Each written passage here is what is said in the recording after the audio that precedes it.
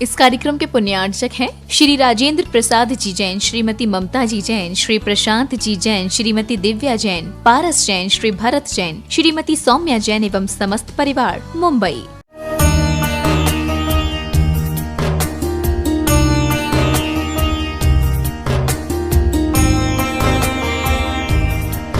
ज्ञान नहीं है क्या उसके पास? उसके पास मन नहीं है क्या? मन तो है, संगी है महाराज। हाँ, संगी है।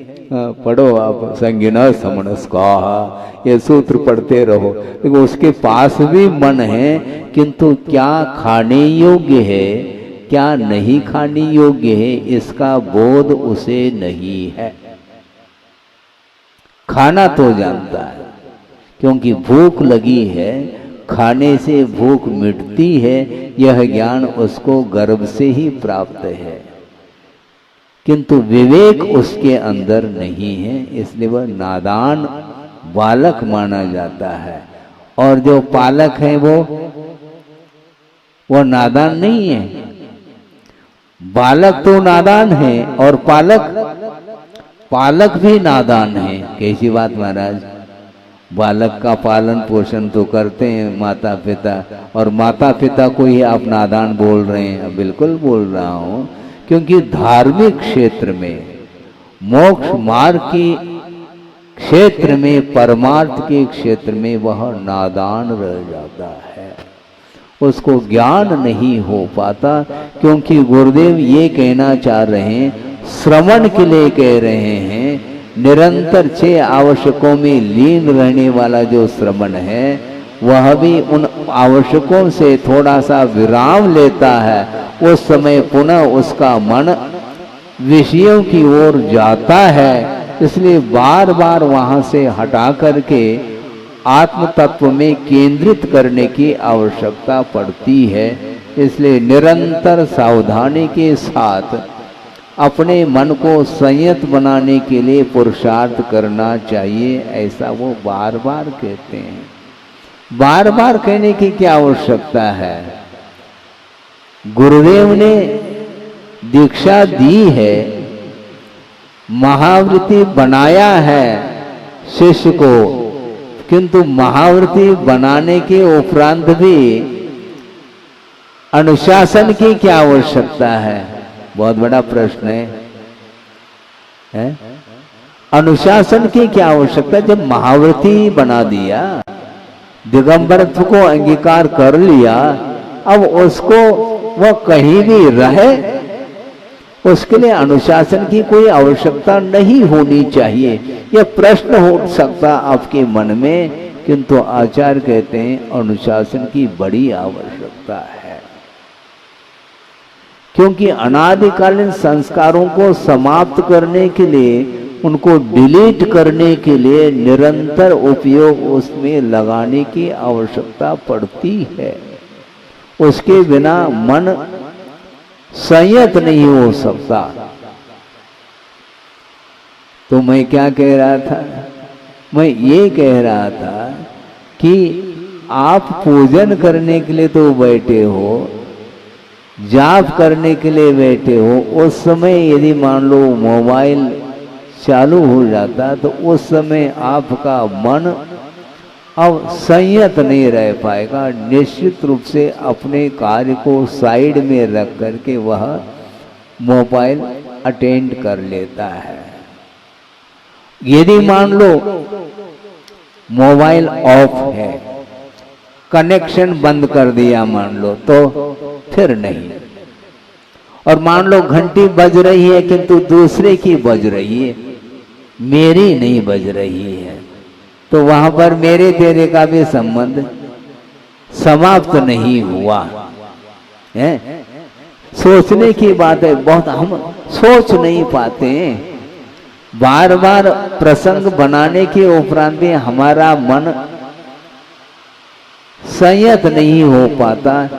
एक दिन सुन लेते हैं, दूसरे दिन वह सारा डिलीट हो जाता विषय, पुनः वापस सुनाने की आवश्यकता पड़ती है। तो इस प्रकार बार बार सुनाओ महाराज।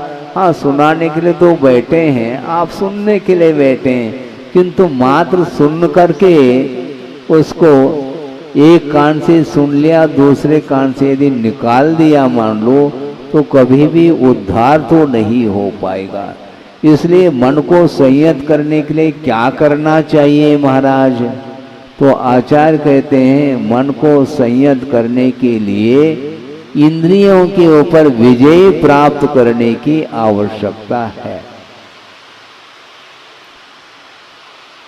इंद्रियों के ऊपर विजय प्राप्त जब तक नहीं करते तब तक आपका मन उधर ही जाएगा।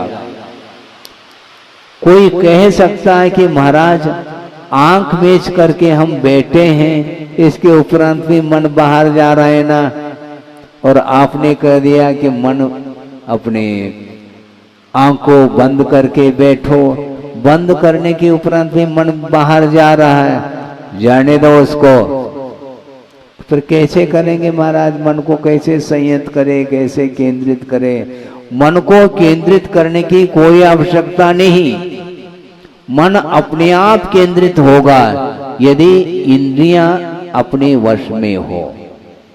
संकल्प ले लिया श्रमण ने, 5 इंद्रियों का व्यापार हम नहीं करेंगे, 5 इंद्रियों के ऊपर विजय प्राप्त करने के रूप में 5 मूल गुण उसके पास है।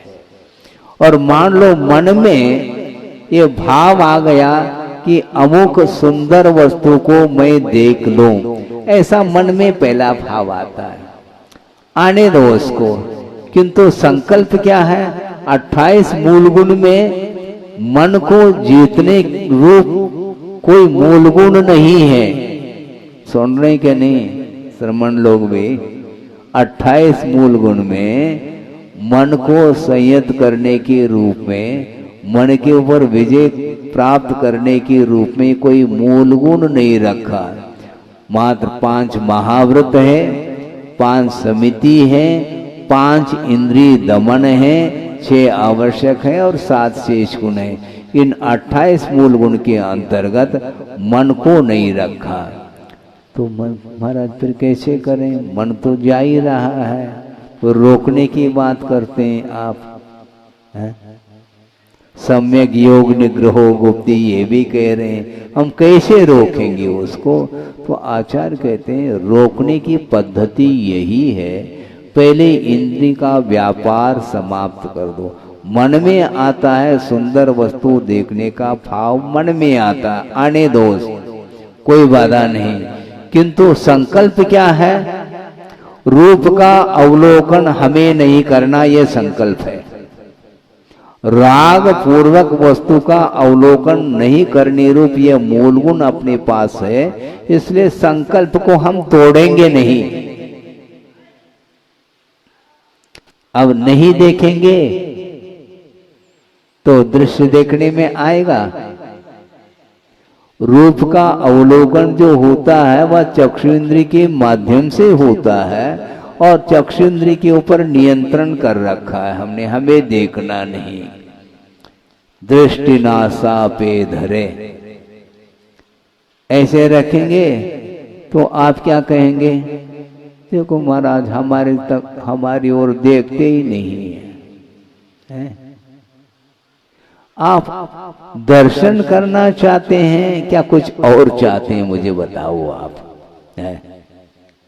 आप दर्शन करने के लिए आए हैं, वीतराग मुद्रा का दर्शन करने ही तो आप आए हो, आप दर्शन कर लो ना। मैं रूम के अंदर बंद तो हूं नहीं, दरवाजे खुले हैं, आओ दर्शन करो और निकलो। महाराज मेरे ओर ध्यान ही नहीं देते। अच्छा आपकी ओर ध्यान मैं दूं, अपने आत्म तत्व की ओर ध्यान कौन देगा है? आपकी ओर मेरा ध्यान जाएगा तो अपनी ओर ध्यान कब आ पाएगा? तो ये है, तो श्रावक के मन में यही रहता है। महाराज तो हमेशा स्वाध्याय में रहते, देखते तक नहीं, बोलते नहीं है। ये होता क्या नहीं मन में आता है। समय पर मैं प्रसंग आपके सामने रखूंगा, थोड़ा सा और विषय दे दूं कि इस प्रकार के श्रावक के मन में भाव आते हैं। एक व्यंग्यात्मक प्रसंग याद आ गया। वो विद्वान थे, इसके उपरांत भी व्यंग्यात्मक भाषा में बोलते थे। वो कुंडलपुर की बात है, बहुत पुराना प्रसंग है और दशलक्षण पर्व का वह प्रसंग। और कुंडलपुर में श्रावक गण पंक्तिबद्ध होकर के पड़गान के लिए खड़े हैं। आहार का समय हुआ था और गुरुदेव शुद्धि करके आहार चर्या के लिए निकले और नीचे इर्यापत से नीचे देखते देखते देखते चले जाते हैं। एक दिन हुआ, 2 दिन हुआ, 3 दिन हुआ, 7-8 दिन हो गए और उनको आकुलता होने लगी। उन्होंने कहा कि महाराज, आपकी दृष्टि कीड़े मकोड़े की ओर तो है, किंतु संगी पंचेंद्री की ओर आपकी दृष्टि नहीं जाती है। समझ रहे हैं आप? हम पड़गान के लिए खड़े हैं और हम तो संगी पंचेंद्रिय, हमारी ओर भी तो ध्यान आपका होना चाहिए। आप तो केवल नीचे निगाह करके निकल जाते हैं, बीच बीच में देखते हैं, कब देखते हैं आपको ख्याल नहीं रहता है। जब आप हमारी ओर दृष्टि रखते हैं उस समय तुम्हारी ओर दृष्टि हम नहीं रखते। जब आपकी दृष्टि अन्यत्र होती है उस समय आपको देख करके निकल जाते हैं आगे। इस प्रकार की चर्या होती है श्रवण की। तो आचार्य महाराज ने सोचा, अब देखो किस प्रकार ये व्यंग्यात्मक भाषा है ये। और दूसरे दिन भी उनके सामने से देखते हुए निकल गए, क्योंकि उन्होंने कहा था महाराज हमारी ओर आप देखते नहीं हैं, तो देखते हुए निकलता हूं मैं। इस प्रकार 2-4 दिन के उपरांत उनके यहाँ पड़गान भी हो गया, आहार भी हो गया। अर्थ ये है कि इच्छाएं बहुत सारी होती हैं और उसकी जब तक पूर्ति नहीं होती तब तक उसका मन आकुलित रहता है। ये तो श्रावक की बात हो गई। श्रवण के लिए ये कहा जा रहा है, मन को संयत बनाने के लिए अपने को इंद्रिय के ऊपर विजय प्राप्त करने की आवश्यकता होती है। क्योंकि मन यदि संतुष्ट होता है तो विषयों से संतुष्ट होता है और विषयों का ग्रहण जो होता है वह इंद्रियों के माध्यम से होता है। इंद्रियों के व्यापार के बिना भिन्न भिन्न इंद्रियों के विषय ग्रहित नहीं हो सकती है। इसलिए मन में भाव आ गया कि अमुक वस्तु को मैं देख लूं, तो संकल्प है मैं देखूं तब, मैं आंख खोलूं तब की बात है। हम आंख खोलेंगे नहीं तो हमेशा बंद करके रखेंगे क्या महाराज? नहीं, हमारी ओर देखते ही नहीं। ठीक है, आप भगवान बन जाओ, आप ही की ओर हम देखते हैं। हाँ, अन्यत्र देखेंगे नहीं हम। भगवान तो बन जाओ कम से कम है? भगवान तो बनो नहीं। रागी की ओर दृष्टि यदि रख देते हैं श्रवण, क्या प्रयोजन सिद्ध होने वाला है? बल्कि सामने वाले का कल्याण हित करने के लिए यही पद्धति है। उस ओर देखो नहीं, किंतु बिना देखे कुछ हित की बात सुना दो, काम हो जाएगा। देखने की आवश्यकता नहीं। नमोस्तु कर दिया, मान लो आशीर्वाद दे दिया। आशीर्वाद देने के साथ साथ देख नहीं रहे। देखने की आज्ञा कहाँ पर है आगम में? मुझे बताओ। देख करके ही आशीर्वाद दिया जाता है, बिना देखे आशीर्वाद नहीं दिया जाता। मान लो देख करके आशीर्वाद देते हैं, महाराज बोलते नहीं, तो एक एक कदम वो आगे बढ़ रहा है।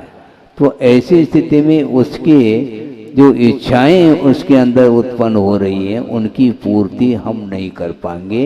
इसलिए हम अपने आप में रहेंगे और मान लो अपने आवश्यकों से यदि मान लो निवृत्त होते हैं, शांति के साथ बैठे हैं, उस समय कोई श्रावक आता है, दर्शन आदि कर लेता, उसके लिए धर्म वृद्धि का आशीर्वाद दिया जा सकता, इसमें बाधा नहीं। किंतु सांसारिक कार्यों को लेकर के वह आया है और आशीर्वाद मांगता है, तो उसके लिए आशीर्वाद नहीं दिया जा सकता।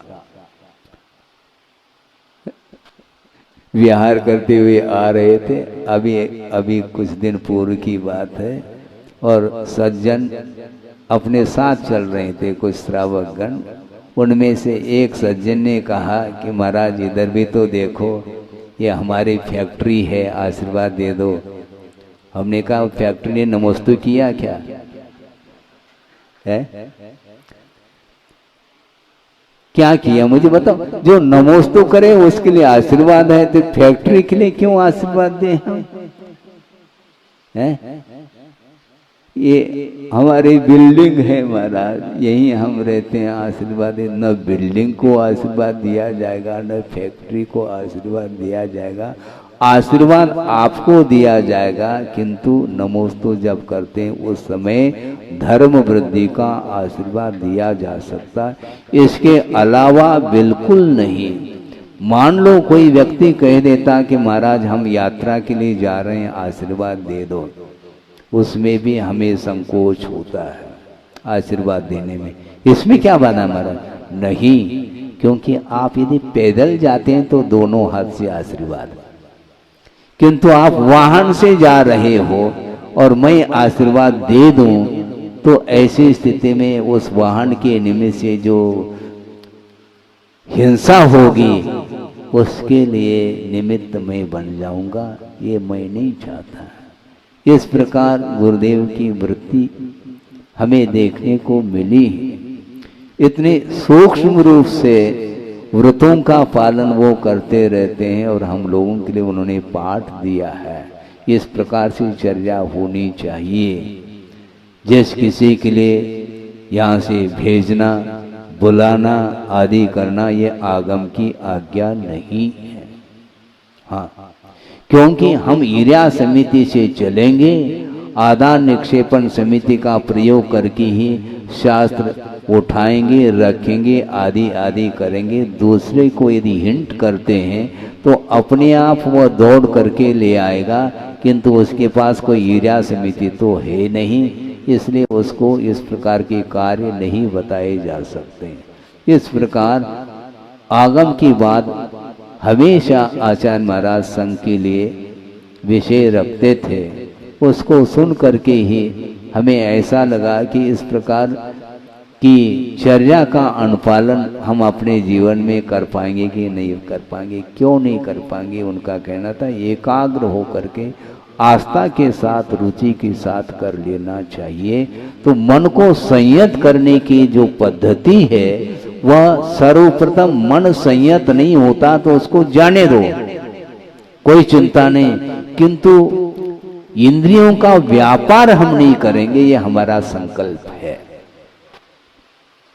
हाँ, रसनेन्द्रिय विजय।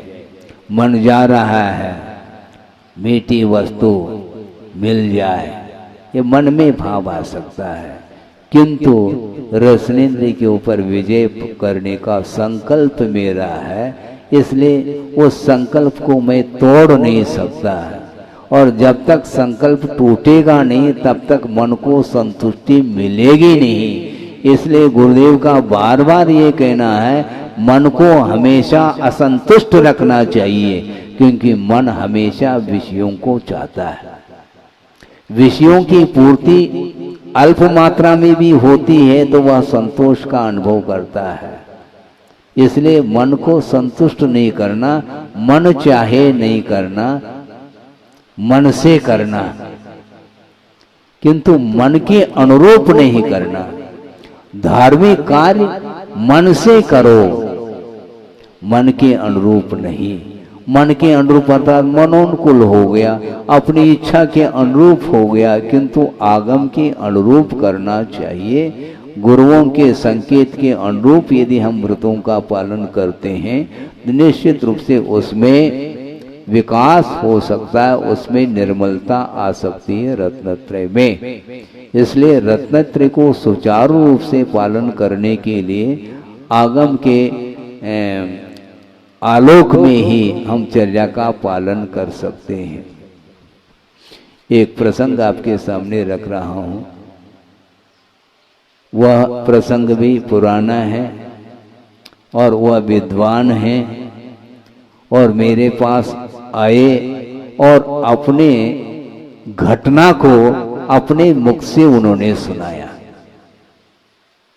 उन्होंने ये कहा, आप ध्यान दें, उन्होंने ये कहा कि महाराज बहुत दिन की मेरी भावना थी। किसकी भावना? गुरुदेव के दर्शन की भावना थी। और बार बार प्रयास करने के उपरांत भी व्यवधान आते थे, क्योंकि हम गृहस्थ हैं, इसलिए मन बनाता था गुरु के दर्शन करने के लिए, किंतु कोई न कोई कार्य ऐसा, सांसारिक कार्य ऐसे आ जाते जिसके कारण जा नहीं पा रहा था। किंतु एक बार मौका मिला और दर्शन करने के लिए हम पहुंच गए। कहाँ पर? अजमेर पहुंचे थे, वो विद्वान थे, पहुंच गए। उस समय आचार्य महाराज के उन्होंने दर्शन किए, किंतु उस समय आचार्य महाराज स्वाध्याय में लीन थे। कौन दर्शन कर रहा है ये ध्यान नहीं, कहाँ से आया ये ध्यान तो हो ही नहीं सकता। जब तक नहीं देखेंगे तो क्या परिचय क्या होगा। उस ओर उनका ध्यान नहीं था, क्योंकि मंगलाचरण करके कायोसर पूर्वक स्वाध्याय प्रारंभ किया था और स्वाध्याय जब तक संपन्न नहीं होगा, पूर्ण नहीं होगा, तब तक हम दूसरा कार्य हाथ में लेते नहीं। और स्वाध्याय करते रहे और वो विद्वान बैठे रहे। देखो कितनी तीव्र उत्कंठा थी मेरी दर्शन करने के लिए। दर्शन तो हो गए, किंतु हाथ उठा करके आशीर्वाद तक नहीं देते। अब मैं भविष्य में कभी भी नहीं आऊंगा, इस प्रकार मन में भाव जागृत हो रहा है विद्वान। इसके बाद भी ज्ञान काम में नहीं आता है। अब भविष्य में दर्शन करने की मेरी भावना नहीं होगी, मैं चला जाऊंगा। इस प्रकार मन में भाव आता रहा। फिर भी 2-5 मिनट वहीं पर बैठे रहे। शायद संभव है उनका कुछ ऐसा पुण्य अभिशेष था, उसके लिए 5 मिनट और वेट कर गए। और इतने में आचार्य महाराज स्वाध्याय से निवृत्त हो गए। उसके बाद पुनः उन्होंने दर्शन किए तो प्रसन्न मुद्रा में उन्होंने आशीर्वाद दिया। यह प्रसंग उन्होंने मेरे सामने कहा कि महाराज ज्ञान कभी कभी काम नहीं करता। उनको हमने कहा कभी कभी नहीं, काम करता ही नहीं वो, क्योंकि इच्छित वस्तु की पूर्ति, अपेक्षा की पूर्ति जब तक नहीं होती तब तक वह ज्ञान काम नहीं करता। और अपेक्षा की पूर्ति हो गई तो बस हो गया काम। अरे दर्शन करने के निमित्त से आए हो, दर्शन कर लो। वीतराग मुद्रा का दर्शन कोई रागी व्यक्ति का थोड़ी दर्शन कर रहे हैं। वीतराग मुद्रा का दर्शन, वीतराग छवि को आप देख रहे हो तो मन में इस प्रकार का विकल्प क्यों लाते हो? लेकिन ये आता है मन में, नहीं आना चाहिए। इस प्रकार मन को संयत बनाने के उपरांत भी मन बार बार बाहर की ओर जाता है। ये उसका स्वभाव है, इसलिए स्वभावो दुरतिक्रमः ऐसा कहा। स्वभाव कभी भी है अतिक्रम नहीं हो सकता उसका। और स्वभावाय न भिषक ऐसा भी कहा। स्वभाव के लिए कोई भी औषधि नहीं होती, प्रकृति है, तासीर है, तो तो उसके लिए क्या दवाई नहीं, दवाई हो नहीं सकती उसके लिए। तो उन्होंने ये कहा कि महाराज इस प्रकार के मेरे भाव हुए थे, लेकिन ये अविवेक माना जाता है। ज्ञान का उपयोग करना चाहिए, किंतु विवेक हो तो ज्ञान का सही सही उपयोग हो सकता है। ज्ञान का सदुपयोग करने के लिए विवेक आवश्यक है। विवेक और ज्ञान में भी मैंने कई बार इस विषय को भी रखा है, ज्ञान और विवेक में बड़ा अंतर देखने में आता है। जैसा अभी कहा था कि बालक उसको भूख लगी है, वह ले रहा है, किंतु खाने योग्य वस्तु क्या है इसकी उसको जानकारी नहीं है। खाने से, भोजन करने से भूख मिटती है और जलपान करने से प्यास बुझ जाती है। इसका नाम ज्ञान है, ये विवेक नहीं। अभी ये ध्यान रखो, ये ज्ञान है। ज्ञान के बाद विवेक काम करता है। एक लड्डू आपने ले लिया है, अच्छा लगा, भूख मिट रही क्या नहीं? हाँ, भूख मिटती है। तो एक लड्डू खाने से जो आनंद आता है, 2 लड्डू खाने से दुगुना आनंद आना चाहिए, और 3 खाने से तिगुना, और 10 खाने से 10 गुना। ऐसा है तो खाते ही रहो, फिर संभव नहीं। लड्डू मिठाई खाने से भूख तो मिट सकती है, यह तो ज्ञान हो गया, किंतु विवेक भी तो रखो, कितना खाएं, खाते रहें। तो मन के लड्डू उड़ाते रहो, उसमें कोई अजीर्ण होना ही नहीं। मन के माध्यम से और लड्डू खाते रहो, उड़ाते रहो, उसमें क्या दिक्कत है? किंतु ये ध्यान रखो, यदि विवेक नहीं रखेंगे तो वह अन्न ही आपके लिए जहर का काम कर सकता है। इसलिए ज्ञान भी जहर का काम कर सकता है यदि विवेक नहीं है तो। विवेक की बड़ी आवश्यकता है। इसी प्रकार डॉक्टर के पास आप पहुंच गए हैं, दवाई लिख करके दे दी उन्होंने, हैं? और क्या कहा, कितने बार लेना? 3 बार लेना। किसके साथ लेना? दूध के साथ लेना अथवा चाशनी के साथ लेना। ये जो कुछ भी बताया जा रहा है ये विधि है, इस विधि से ही लेना चाहिए। उन्होंने सोचा, डॉक्टर साहब कोर्स कितने दिन का है? 1 महीने का कोर्स है। अच्छा, तो 1 महीने की जो टेबलेट है वो 1 दिन में खा ले तो जल्दी रोग से निवृत्त हो जाएंगे ना। रोग से निवृत्त नहीं हो पाएंगे, रोगी ही चला जाएगा। रोग से दूर होना चाहो तो आप विधिवत लेओ, अपने ढंग से नहीं, वो जैसा कहते हैं वैसा। सेल्फ स्टडी करने से इस प्रकार की स्थिति बनती है। इसलिए गुरुओं का आलम्बन लेकर के उनके संकेत के अनुरूप हम चलते हैं तो निश्चित रूप से विकास हो सकता है। ज्ञान प्रत्येक के पास है, किंतु विवेक का अभाव होने के कारण उस मन के माध्यम से विषयों का ही ग्रहण होता चला जा रहा है, जबकि उसी मन के माध्यम से धर्म की आराधना भी की जाती है। मन के द्वारा विषयों का ग्रहण और मन के द्वारा ही प्रभु की आराधना भी होती है। ये विवेक की बात है। इसलिए विवेक के साथ धार्मिक क्रियाओं को संपन्न करेंगे तो निश्चित रूप से बहुत अत्यल्प काल में भी यथा योग्य विकास देखने को मिल सकता है, बल्कि फल की प्रतीक्षा करने की कोई भी आवश्यकता नहीं पड़ती। हाँ, फल क्यों? क्योंकि विश्वास है। धर्म के प्रति जब विश्वास है तो फल की इच्छा क्यों करते हो? क्योंकि इच्छा करने से फल में कमी आएगी। बिना इच्छा के निरपेक्ष भाव के साथ यदि आप करते हैं आराधना तो निश्चित रूप से आपको मुक्ति मिल सकती है। क्योंकि जिस आराधना के द्वारा मुक्ति मिल सकती है तो उस आराधना के द्वारा क्या स्वर्ग नहीं मिलने वाला? तो स्वर्ग की इच्छा क्यों करते हो? आचार्य कहते हैं मोक्ष की भी इच्छा नहीं करनी चाहिए। महाराज ये क्या बात कर दी आपने? बिल्कुल ठीक कह रहा हूं। स्वयं आगमकार कह रहे हैं कि मोक्ष की इच्छा करने मात्र से मुक्ति नहीं मिलने वाली है। नित्यम शवम वांछति न अस्य लाभ।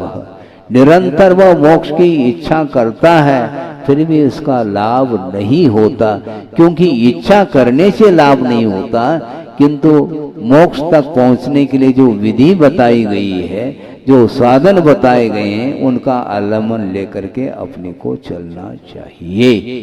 इसलिए एक दोहा आपके सामने रख रहा हूं और पूर्ण कर रहा हूं। गुरुदेव ने ही ये दोहा लिखा है।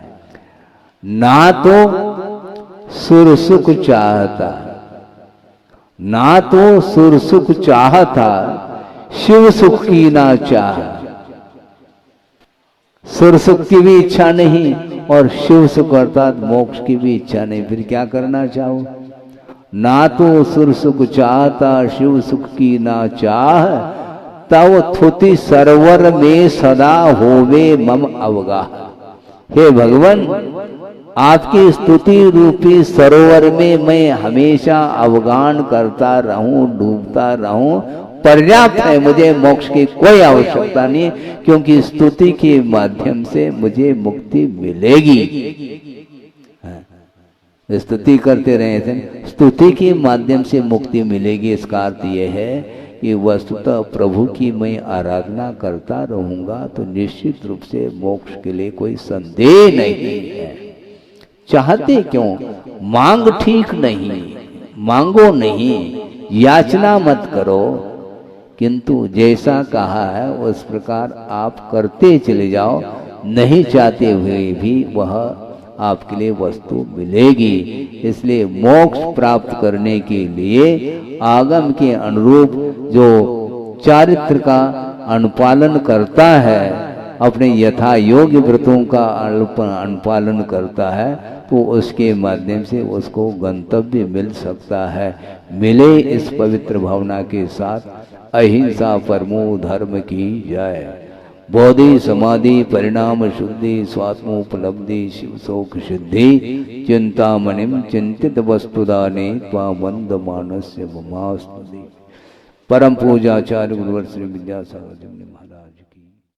आगम ग्रंथों में कर्म सिद्धांत का वर्णन मिलता है और उसमें जो 8 प्रकार के कर्मों का वर्णन है, उसमें एक गोत्र कर्म का भी वर्णन आता है। गोत्र किसको बोलते हैं? जिस कर्म के उदय से निंदनीय कुल में पैदा हो जाता है उसका नाम नीच गोत्र है, और जिस कर्म के उदय में पूजनीय कुल में पैदा होता है, अर्थात वह कुल पूजनीय इसलिए कहा, उस कुल के आधार से विकास होता है। उस कुल के निमित्त को लेकर के धर्म की आराधना की जा सकती है, इसलिए उसको उच्च गोत्र की संज्ञा दी। ये सामान्य रूप से ये गोत्र का स्वरूप आपके सामने रखा, किंतु विशेष रूप से इस विषय में और खुलासा किया है आचार्यों ने। वह ये है कि संतान क्रम से आया हुआ जीव का जो आचरण है उसका नाम गोत्र कहा। संतान क्रम का अर्थ परंपरा से आया हुआ जो जीव का आचरण है वह गोत्र संज्ञा को पाता है, और वह परंपरा से आया हुआ जीव का आचरण यदि उच्च है उसका नाम उच्च गोत्र है।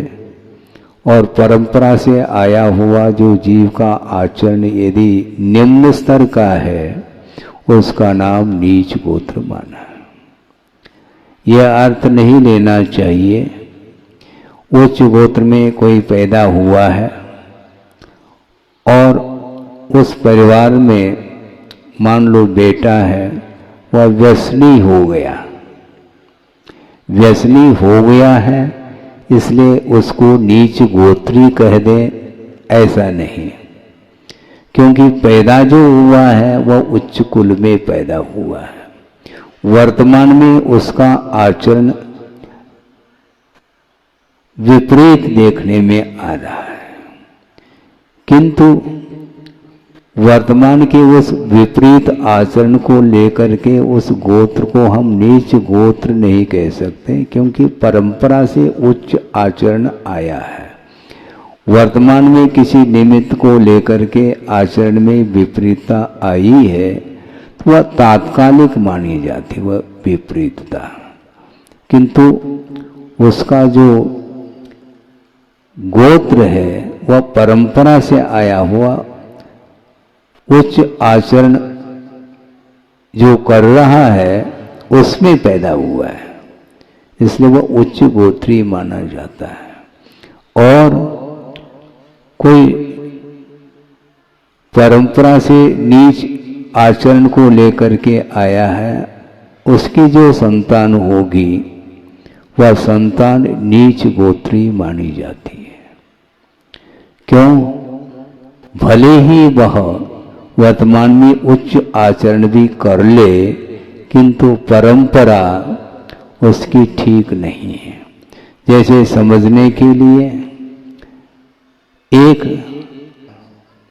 शूद्र है, शेड्यूल कास्ट जिसको बोलते हैं, और मान लो उसने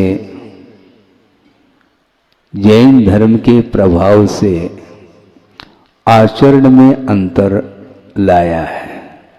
मान लो उसने मद्य मधु मांस का त्याग भी किया है, रात्रि भोजन का भी त्याग कर लिया है, छान करके भी मान लो पानी पी रहा है।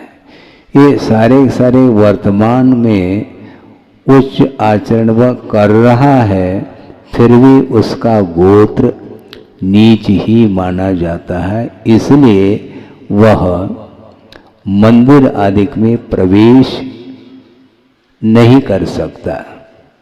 यह वर्ण व्यवस्था है।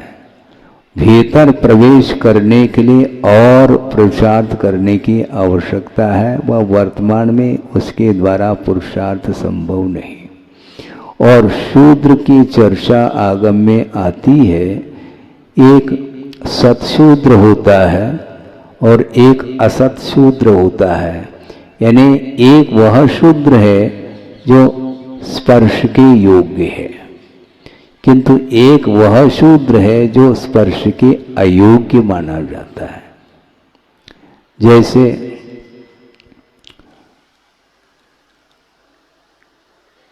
आप क्या बोलते हैं उनको अपनी भाषा में? बाल बनाता है, नाई बोलते हैं। नाई हैं, तेली हैं, ये सारे असतशूद्र नहीं माने जाते, सतशूद्र माने जाते हैं। किंतु जो असतशूद्र है वह स्पर्श के योग्य नहीं होता, चमार आदि होते हैं।